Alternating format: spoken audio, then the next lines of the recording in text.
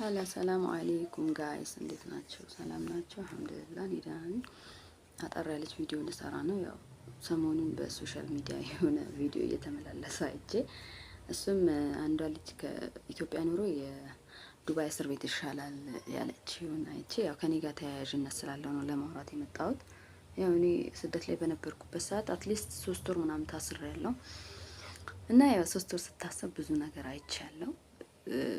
በስንት ያው በጠበቃ ነው ጠበቃ ቆሞ ነበር እንትን ሲልልኝ የነበረው ጠበቃ ቀጥሬ ከዛ ያው ሰውዬ ተለምኖ ያው እምቢ አለ ብር ምናምን አለ። እኔ ብር የለኝም አልኩት። በጣም በቃ ተለመነ በመጨረሻ እሺ አለ ፈረመ ለመፈረም ማለት ነው።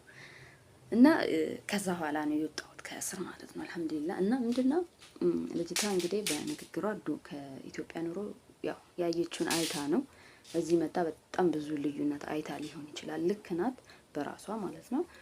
እና ውዶቼ ያው በእርግጥ እስር ቤት እዛ እውነቷን ነው ያለችው። እኔም የደረሰብኝ ነው። ቁርስ ምሳራት አታስቡም፣ የቤት ኪራይ አታስቡም። ፏ ብላችሁ ነው የምትኖሩት። ያው መብታችሁ ተጠብቆላችሁ። ያ ማለት ግን ያው ባሪያ ናችሁ፣ ስደተኛ ናችሁ። ምክንያቱም ክብር አይሰጧችሁም። በተለይ ደግሞ እንዲህ ጠፍተን ምናምን ስለሆነ ክብር አይሰጡንም። በዚሁ አጋጣሚ ልጆች ምለምናችሁ ነገር ምንድነው አትጥፉ ከመኖሪያት ቤት ምንም ነገር ቢፈጠር አማራጭ ካጣችሁ እንደውም ማለት ነው እንደኔ ሀሳብ ወደ ኢትዮጵያ መጣችሁ ሌላ ሀገር ብትሄዱ ይሻላል። ምክንያቱም ከጠፋችሁ ብዙ ነገር ታጣላችሁ። ብራችሁን፣ ክብራችሁን። ክብር ማለት ላይክ ትናቃላችሁ። በቃ አረቦቹ ይንቋችኋል።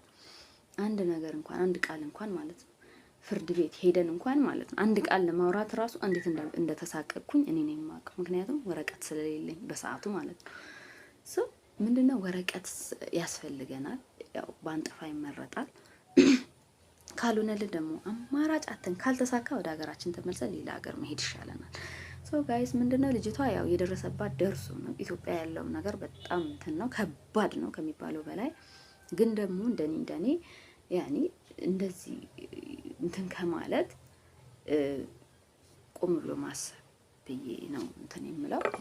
ቆም ብሎ አንድ ሰው ማሰብ። ምክንያቱም አላህ ርስቃችንን በእርግጥ የት እንዳስቀመጠው አናውቅም።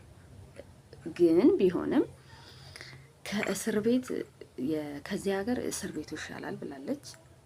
እኔም አይቼዋለሁ። በጣም ከባድ ነው። ምሳ፣ ቁርስ፣ እራት ስለመጣላችሁ ብቻ ሳይሆን ብዙ አይነት መከራና ሰቀቀን ነው የምታሳልፉት እስር ቤት። በተለይ ደግሞ እዛ እህት፣ ወንድም፣ ጓደኛ ምንም ነገር አይኖራችሁ። አንድ ቃል ለመናገር መብት አይሰጣችሁ። ምክንያቱም ያው እንትን ናችሁ፣ ሰነደ ቢስ ስለሆናችሁ። ያለ ሰነድ ደግሞ የሰው ሀገር ይከብዳል። እና ኢትዮጵያ በእርግጥ ኑሮ ምኑ አማሯል ሊሆን ይችላል። እሷ አላሁ አለም የውስጧን እሷ ናት የምታውቀው። እና ጋይስ አጫጭር ቪዲዮ ነው መቅዳት የምችለው። እስቲ አበረታቱ። የቀረውን ደግሞ በሌላ ቀን እነግራቸዋለሁ።